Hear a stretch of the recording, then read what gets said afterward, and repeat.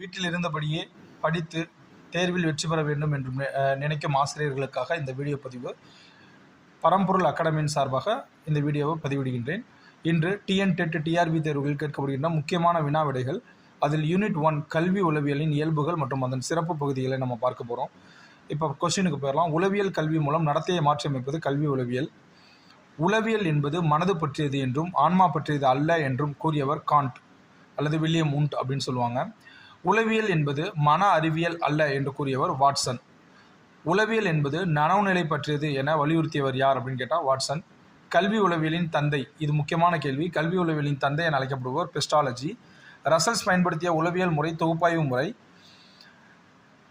McDonald என்பவர் நடமாடும் பள்ளி, அதாவது மொபைல் ஸ்கூல் என்ற கருத்தை முதலாக வெளியிட்டவர் யாருன்னு கேட்பாங்க, மெக்டொனால்ட். உளவியல் வகைகளை உருவாக்கியவர் பிஎஃப் ஸ்கின்னர். உளவியலின் பரிசோதனைக்கு வித்திட்டவர் இஹெச் வெப்பர்.